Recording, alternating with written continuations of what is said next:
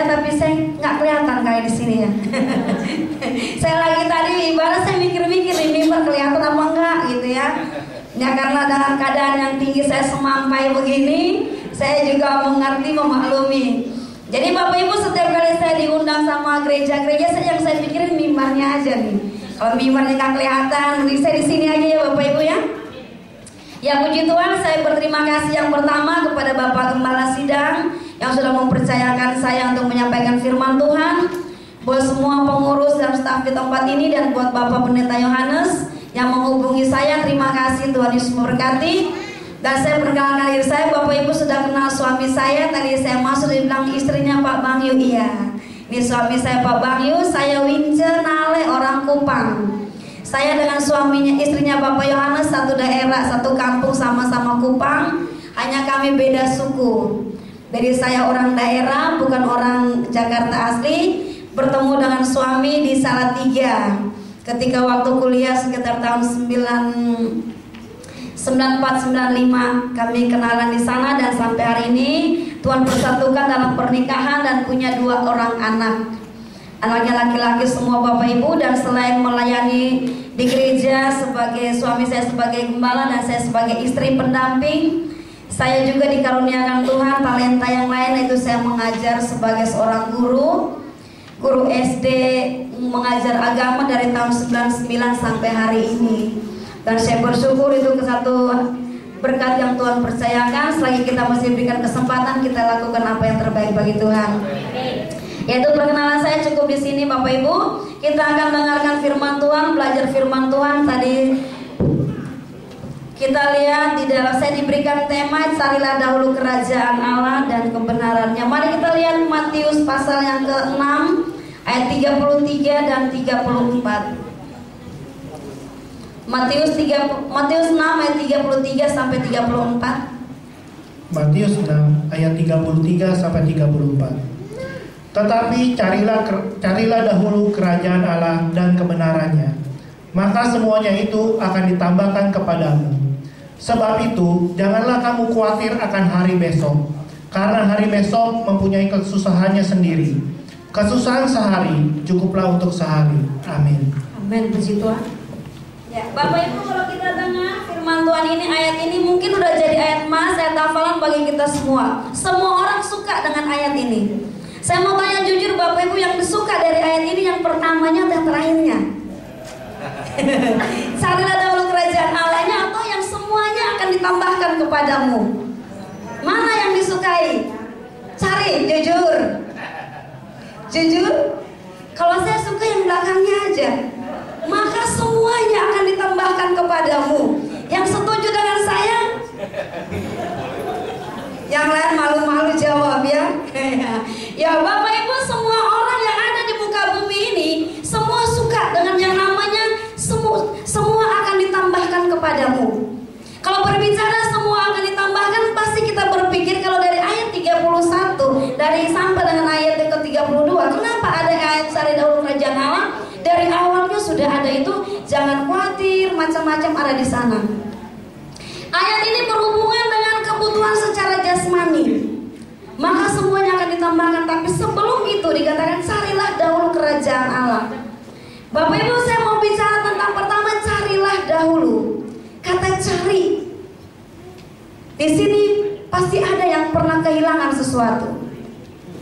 Entah kehilangan dompet, kecopetan, atau kehilangan kalung emas, kehilangan apa, semua pernah mengalami kehilangan.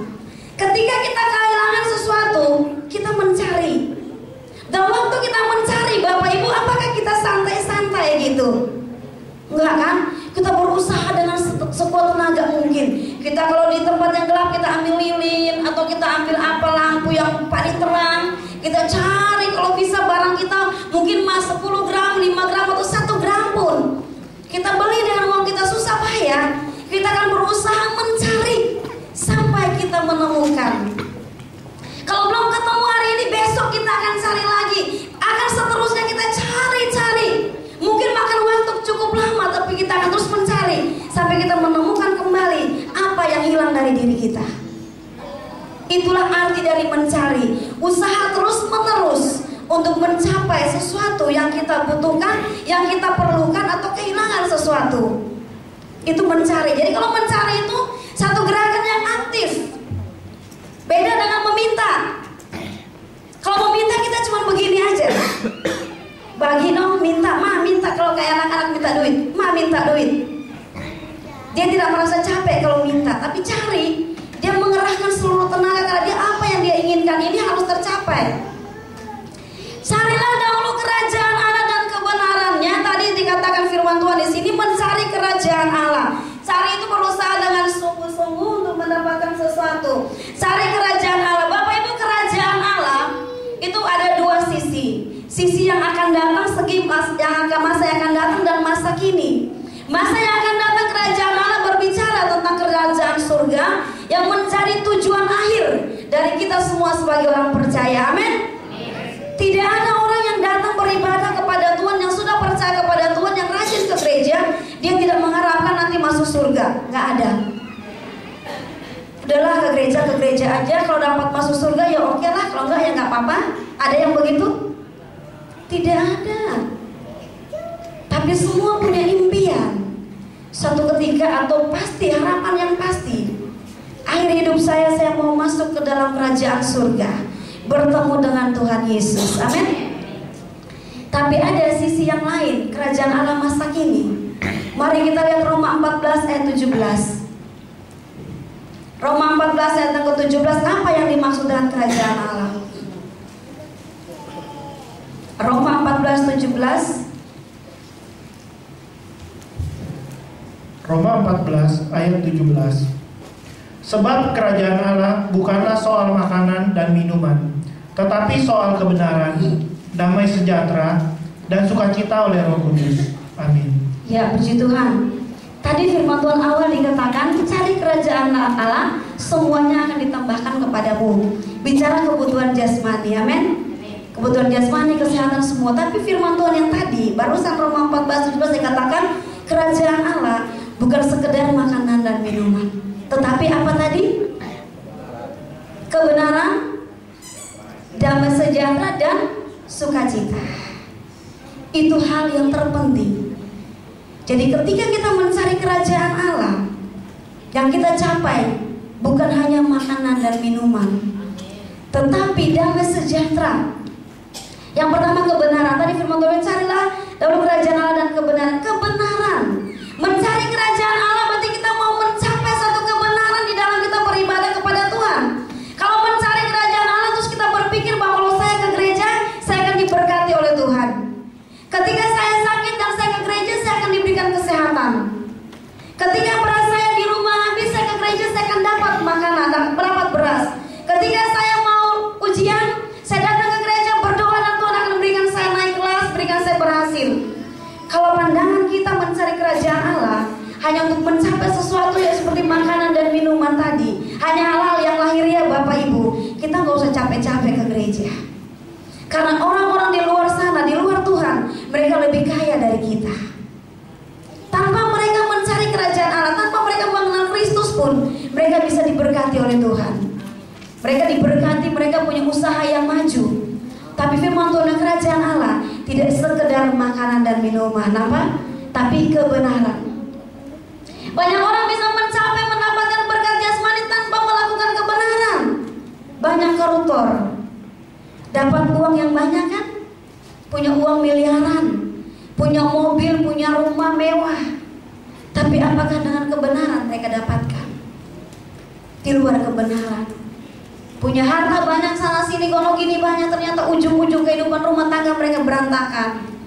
Ujung-ujung anak istrinya ada di mana, suaminya ada di mana. Kerajaan Allah berbicara tentang kebenaran. Dan kita mencari Allah, mencari kerajaan Allah, berarti kita mencari kebenaran di dalam gereja, kebenaran di dalam Tuhan, amin. Supaya kita bisa hidup di dalam kebenaran. Hidup dalam kebenaran itu hidup yang seperti apa sih? Hidup kebenaran adalah hidup jauh dari dosa. Hidup yang tidak sama seperti orang-orang di luar sana. Kita lihat di dalam Roma pasal yang ke-12 ayat yang kedua. Hidup dalam kebenaran adalah hidup yang seperti apa? Kita lihat Roma 12 ayat yang kedua. Roma 12 ayat kedua. Janganlah kamu menjadi serupa dengan dunia ini, Tetapi berubahlah oleh pembaruan budimu, sehingga kamu dapat membedakan manakah kehendak Allah, apa yang baik, yang berkenan kepada Allah, dan yang sempurna. Amin. Amin, puji Tuhan. Ketika kita datang mencari kerajaan Allah, dikatakan mencari kebenaran, kita punya satu kehidupan yang berbeda dengan orang-orang di luar sana. Firman Tuhan berkata, jangan kita menjadi serupa dengan dunia ini. Kalau orang gereja punya kehidupan yang sama dengan orang di luar, orang dunia yang tidak pernah ke gereja. Kalau orang dunia hidupnya suka korupsi, suka memfitnah, suka melakukan berbagai macam dosa. Dan kalau anak-anak Tuhan yang ke gereja setiap minggu, setiap hari Rabu, dan setiap waktu ada di gereja dan baca firman Tuhan terus, tetapi kalau kehidupannya sama dengan orang dunia, itu tidak mendapatkan kerajaan Allah. Itu berarti kita belum hidup di dalam kerajaan Allah, tapi kita masih hidup di bawah daging kita, di bawah kehidupan daging kita, di bawah dosa. Kita masih hidup. Tapi orang-orang yang hidup dalam kerajaan Allah, dia hidup di dalam kebenaran firman Allah. Dia taat kepada firman Allah. Dia melakukan kehendak Allah. Dalam Matius 7 ayat 21 tidak usah dibacakan, dikatakan bahwa bukan orang yang berseru Tuhan, Tuhan yang akan masuk dalam kerajaan Allah, tetapi orang yang melakukan kehendak Bapa di surga. Hari-hari ini banyak orang bisa ke gereja, bisa beribadah, bisa saat pujian mungkin mengangkat tangan, lompat paling tinggi Bapak Ibu. Tapi ketika datang ujian, ketika seperti tadi saya bilang di awal, bahwa datang ke gereja, datang ibadah kalau hanya untuk mendapatkan berkat jasmani, ketika dia tidak dapat itu, dia akan pergi dari Tuhan, dia akan pergi dari gereja. Karena tujuan dia hanya untuk mencari makanan dan minuman, hanya mencari semua yang akan ditambahkan itu, bukan dia mencari kebenaran. Untuk mencapai kebenaran itu Bapak Ibu harus lewat perjuangan tadi, mencari, berusaha untuk hidup di dalam kebenaran. Itu tidak mungkin. Kita lihat contoh dalam bangsa negara kita. Banyak orang yang ingin hidup jujur tanpa korupsi, tapi mereka makin ditindas. Mereka diperlakukan tidak adil, mereka tidak dihargai, mereka pokoknya disingkirkan ketika mereka berusaha untuk hidup dalam kejujuran dan kebenaran. Saya dengar satu televisi dikatakan ada seorang yang dia menjadi motivator cilik hari ini. Karena apa? Ketika dia waktu ujian di sekolah, gurunya memberikan kunci jawaban dan anak itu mengundurkan diri dari ruang ujian, dia tidak mengikuti ujian karena dia bilang ini bukan hal yang benar. Mungkin nyontek bagi orang yang untuk mencapai nilai yang tertinggi hal yang bagus, tapi anak ini bilang itu tidak sesuai dengan kebenaran. Dia keluar, dia tidak ikut, melakukan sesuatu yang berbeda dari orang dunia lakukan. Ketika mungkin Bapak Ibu ada di kantor, dalam tempat pekerjaan, ada rekan-rekan yang tidak seiman mengajak kerjasama yang tidak berkenan di hadapan Tuhan, mungkin secara manusia, secara jasmani menguntungkan, mendapatkan untung yang besar. Tetapi itu kalau kita punya hati nurani tidak sesuai dengan kebenaran firman Tuhan, kita harus bisa menolak untuk tidak melakukan itu. Tidak seperti iklan-iklan yang kita lihat di televisi, berkata tidak pada korupsi, tetapi begitu jadi korupsi tidak, tetapi ambil duitnya iya. Ya kan? Berkata tidak pada narkoba, tetapi banyak yang ada di penjara karena itu, karena mereka tidak mampu hidup di dalam kebenaran. Yang memampukan kita hanyalah firman Tuhan. Amin. Roh Kudus memampukan kita untuk bisa hidup di dalam kebenaran. Hidup mencapai kebenaran. Bapak Ibu, kita lihat contoh di dalam firman Tuhan banyak ketika Yusuf diperhadapkan dengan dosa, diperhadapkan dengan bujukan dan ruan, kesempatan bagi Yusuf bisa melakukan. Nggak ada Potifar di sana. Tetapi Yusuf bilang tidak mungkin aku melakukan dosa di hadapan Tuhan. Dan dia mau mencapai kerajaan Allah. Dan buktinya Tuhan tambahkan semua kepada Yusuf. Amin. Tuhan berikan dia kerajaan. Dia menjadi orang nomor 2 di Mesir pada waktu itu, karena dia berani melakukan kebenaran. Banyak contoh-contoh firman Tuhan yang lain, yang orang-orang melakukan kebenaran dan mereka mendapatkan kerajaan Allah. Mereka mendapatkan semua yang Tuhan inginkan yang mereka inginkan dalam kehidupan mereka. Tadi dalam mencari kerajaan artinya kita hidup di dalam kebenaran. Mencari kerajaan Allah artinya kita memfokuskan hidup kita kepada Tuhan. Yang berikut yang kedua, memfokuskan hidup kita pada Tuhan dalam ayat Galatia pasal yang kedua ayat 20. Galatia 2 ayat yang ke-20. Galatia 2 ayat 20. Namun aku hidup, tetapi bukan lagi aku sendiri yang hidup, melainkan Kristus yang hidup di dalam aku. Dan hidupku yang kuhidupi sekarang di dalam daging adalah hidup oleh iman dalam Anak Allah yang telah mengasihi aku dan menyerahkan dirinya untuk aku. Amin. Ya, puji Tuhan. Yang kedua, hidup dalam mencari kerajaan Allah. Yang pertama tadi hidup di dalam kebenaran. Yang kedua adalah hidup memprioritaskan diri kita atau memprioritaskan Tuhan di dalam kehidupan kita. Jadi kita tidak hidup lagi untuk diri kita sendiri, tetapi kita hidup bagi Tuhan. Rasul Paulus ketika dia belum mengenal Tuhan, ketika dia masih belum bertobat, kehidupannya cukup jahat di mata Tuhan dan di mata manusia. Dia pekerjaannya menganiaya seluruh pengikut Kristus dimanapun mereka berada. Dia akan menyiksa dan menyiksa, menyakiti mereka. Tapi ketika dia bertemu dengan Tuhan, dia bilang, hidupku bukan aku lagi, tapi Yesus yang hidup di dalam aku. Bapak Ibu, anak-anak kerajaan Allah, kita tidak hidup untuk diri kita sendiri, tapi kita hidup bagi Kristus. Contohnya, ketika mungkin hari ini harusnya malam seperti ini kita ada di rumah kita tidur santai, masak-masak, nonton televisi atau melakukan kegiatan yang lain. Tapi orang yang hidup bagi Kristus, mereka mau datang ke tempat ini untuk mencari Tuhan. Waktu-waktu yang lain, ketika mungkin tengah malam kita harus tidur capek pulang kerja, mencari Allah, memprioritaskan Tuhan. Sebelum tidur kita harus berjumpa dengan Tuhan di dalam doa, di dalam melakukan aktivitas kita. Kita mengutamakan Tuhan di dalam kehidupan kita. Ketika pagi sebelum kita berangkat dalam pekerjaan kita harus bertemu dengan Tuhan dulu, baru kita pergi bekerja. Hari-hari ini karena tuntutan kehidupan, orang udah lupa dengan diri sendiri. Istirahat pun udah gak bisa tidur. Banyak orang hari-hari ini gak bisa tidur karena dikejar tayang waktu.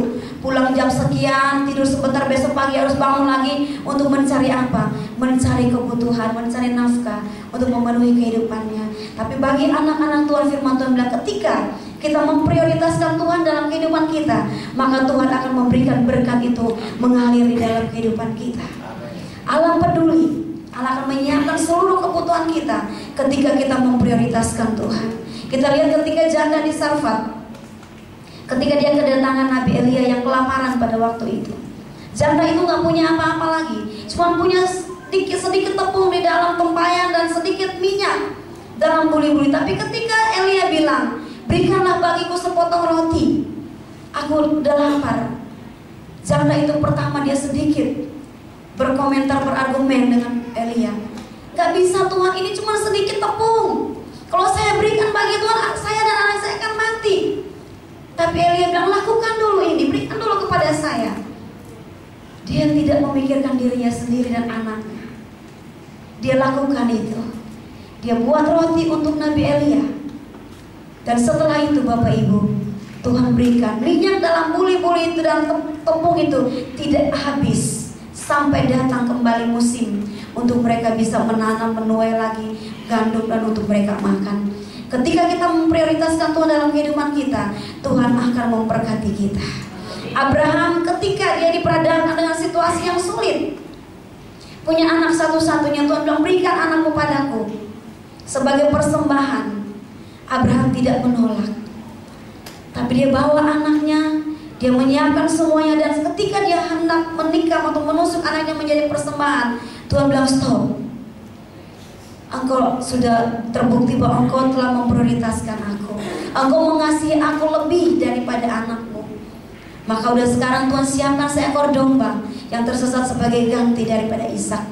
Ketika kita mengutamakan Tuhan, lebih utama dari kehidupan kita, lebih utama dari keluarga kita, lebih utama dari siapapun yang kita sayang, yang kita cintai di dunia ini, maka Tuhan akan memberkati kita. Sebagai anak-anak Tuhan, mari kita carilah dahulu kerajaan Allah. Dengan kita melakukan kebenaran, kita mengutamakan Tuhan di dalam kehidupan kita, agar berkat Allah selalu mengalir di dalam kehidupan kita. Tapi bukan itu yang kita cari, bukan hanya berkat. Kalau mungkin kita motivasi kita ke gereja supaya kita diberkati, beri perpuluhan supaya kita diberkati, melayani Tuhan supaya diberkati, kita hindari itu. Kita lakukan dengan jujur, dengan tulus, tanpa ada motivasi seperti itu, maka berkat itu akan mengalir. Tapi ketika kita melayani dengan motivasi yang seperti itu, maka berkat itu akan terhambat dalam kehidupan kita.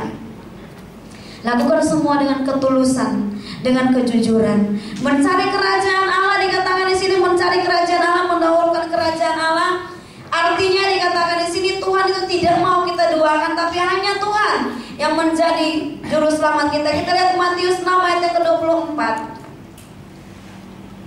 Matius 6 ayat 24.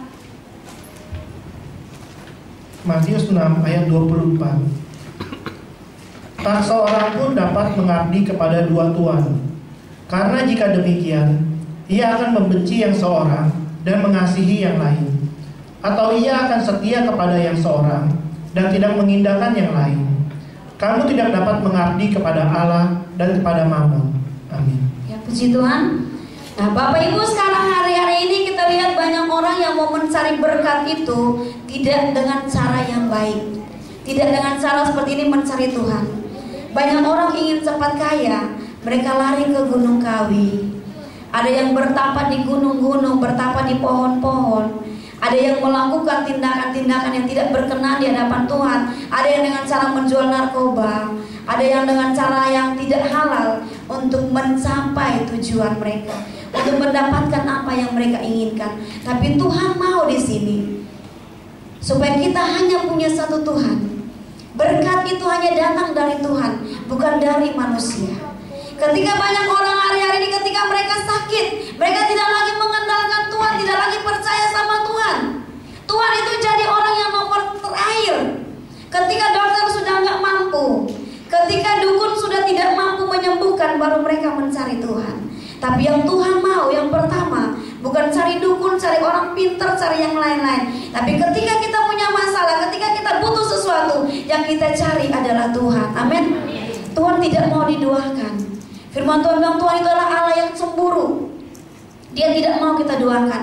Jangan ada padamu Allah lain di hadapanku. Kadang-kala Allah lain kita adalah pekerjaan kita, karir kita. Semua itu kita kejar tanpa kita memikirkan bahwa Tuhan yang memberkati kita, Tuhan yang memberikan kepada kita. Dan kita berusaha mencari sekuat tenaga kita, dan kita melupakan hari-hari ibadah, melupakan waktu yang kita berikan untuk bertemu dengan Tuhan. Kadang-kadang hari-hari Minggu pun orang tidak pergi beribadah, tapi mereka mengejar lembur lah, apalah mereka lakukan untuk mendapatkan berkat jasmani. Tapi bagi anak-anak yang Tuhan mau, percayalah kepadaku bahwa aku pasti mencukupi kebutuhanmu.